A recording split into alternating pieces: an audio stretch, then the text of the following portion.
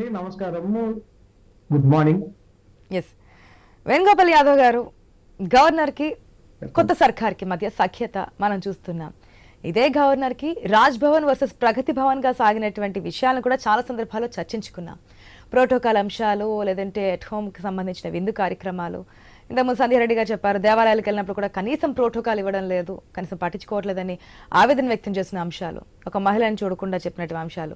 At the same time ఎమ్మెల్సీకి పంపించినప్పుడు కూడా ఆపడము, pending బిల్లులు అట్లాగే ఉంచడం, ఇవన్నీ కూడా గవర్నర్ దగ్గర నుంచి ఇటుపక్క ఉన్నటువంటి అధికార పార్టీ అప్పట్లో గత ప్రభుత్వం బీఆర్ఎస్ నాయకుల నుంచి వస్తున్నటువంటి కామెంట్స్. ప్రతిసారి గవర్నర్ ఏదైనా అన్నప్పుడు, బీఆర్ఎస్ నాయకులు ఏదైనా అన్నప్పుడు బీజేపీ నాయకులు కూడా అదే విధంగా రెస్పాండ్ అయ్యేవారు. చేసిన తప్పు ఏంటంటూ కూడా ఇది చేసేవారు. సో ఏదైతే పాత నుంచి వస్తుందో, బీఆర్ఎస్ నాయకులు చెప్తున్నారో కాంగ్రెస్ బీజేపీ ఒకటే అని, లేదంటే బీజేపీ కాంగ్రెస్ ఒకటే అని, ఈ విధమైన వెర్షన్స్ మనం చూస్తున్నాం. ఇప్పుడు మళ్ళీ తెర మీదకి వచ్చింది. ఏదైతే ఎమ్మెల్సీ స్థానానికి ఓకే చెప్పడం, ఏ విధంగా చూడొచ్చు? ఐ న్యూస్ ప్రేక్షకులకు అందరికీ 75వ గణతంత్ర వేడుకల సందర్భంగా శుభాకాంక్షలు. ఈ రోజు చర్చలోకి వస్తే రాజకోట రహస్యం, చాలా మంచి క్యాప్షన్ ఇచ్చారండి, రాజకోట రహస్యం అని. వాస్తవంగా ఈ గవర్నర్ వ్యవస్థ గురించి ఒక్క నిమిషం చెప్తే, భారత రాష్ట్రపతికి ఉన్నటువంటి సమానమైనటువంటి అధికారాలు గవర్నర్ గారికి ఉన్నాయండి.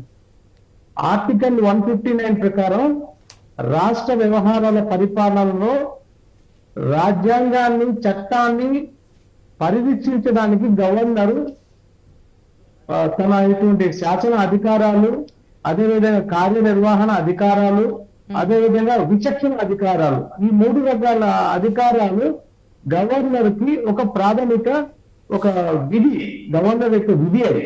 వీటిల్లో ఈ 3 రకాల అధికారాలు భారత రాష్ట్రపతికి సమానమైనటువంటి అధికారాలు మన గవర్నర్ వ్యవస్థలో ఉన్నాయి.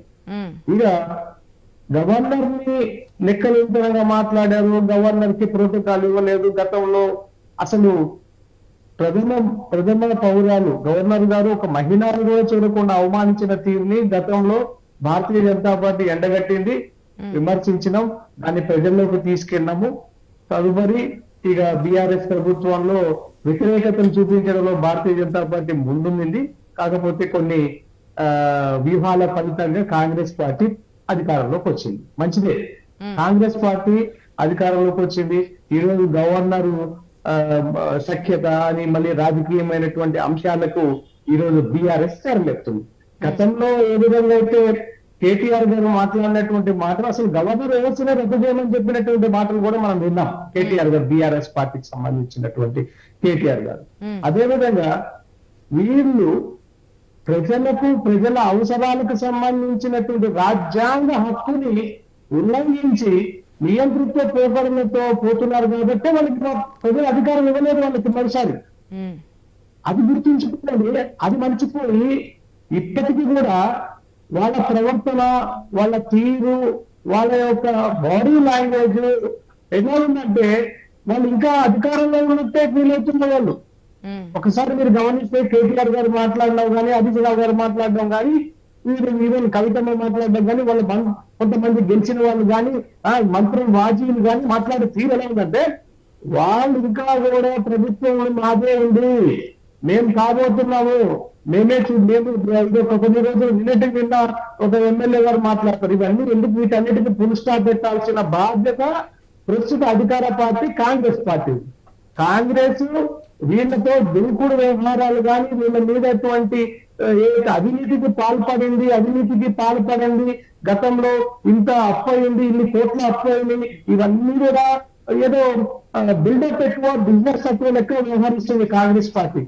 అంటే 50 రోజుల పాలనలో కూడా వీళ్ళు అసలు కాంగ్రెస్ పార్టీ మార్పు, కాంగ్రెస్ ప్రజాపాలన గురించి కాన్సన్ట్రేషన్ విషయంలో ఇటువంటి ప్రతిపక్ష పార్టీని నిర్వహించడంలో, అదే విధంగా వీళ్ళు చేసిన కామెంట్ లో కాంగ్రెస్ పార్టీ ఫెయిల్ అయిందని చెప్పి ఖచ్చితంగా మేము చెప్తున్నాం. ఇకపోతే ఇప్పుడే సంధ్యారెడ్డి గారు మాట్లాడుతూ మహిళకి మేము గౌరవిస్తున్నాము, గవర్నర్ వ్యవస్థకి మేము గౌరవం, మంచిదే.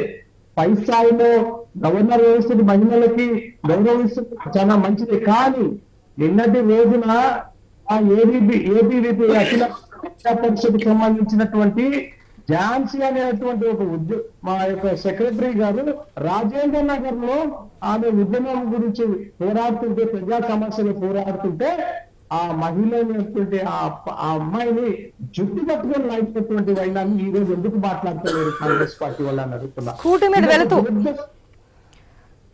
మీద వెళుతూ చర్య అది. స్కూటీ మీద ఇద్దరు మహిళలు వెళ్తూ ఒక సాటి మహిళను జుట్టు పట్టుకొని లాగినటువంటి సంఘటన చూస్తే అసలు ఆ వీడియో చూస్తుంటేనే బాధేస్తుంది. ఆ తల్లి ఏ విధంగా ఆ విధంగా అటువంటి ఆ పెయిన్ అనుభవించింది అంటే కాంగ్రెస్ పార్టీ అవలంబిస్తున్న తీరుని సాటి మహిళగా అమ్మ సబ్దారెడ్డి గారు కూడా ఖండించాలి. ఎందుకంటే ఇది చాలా హేయమైన చర్య. దానికి సంబంధించినటువంటి ఒక్కరు కూడా మాట్లాడాలి. ఇకపోతే నేను చెప్పే పాయింట్ ఏంటంటే భారతీయ జనతా పార్టీ అధికార పక్షమైనటువంటి ఇప్పుడు ప్రస్తుతం కాంగ్రెస్ పార్టీ అయినా, ప్రతిపక్షంలో ఉన్నటువంటి బీఆర్ఎస్ పార్టీ, గతంలో అధికారంలో ఉన్నటువంటి బీఆర్ఎస్ పార్టీ అయినా, ఏ పార్టీ అయినా సరే ప్రజా సమస్యల మీద మేము ఎండగడుతుంటాం. నిన్న కూడా మా కిషన్ రెడ్డి గారు మాట్లాడడం జరిగింది. అదేవిధంగా రఘునందన్ రావు గారు కూడా ఇప్పుడు ఇంకొక కొత్త హాట్ న్యూస్ ఏంటంటే మెదక్ జిల్లా నుంచి 4 ఎమ్మెల్యేలు రేవంత్ రెడ్డిని పోయి కలవడం. ఈ కూడా ఎట్లా కనిపిస్తున్నాయంటే మాట్లాడదాం ఆ ఎంపీలు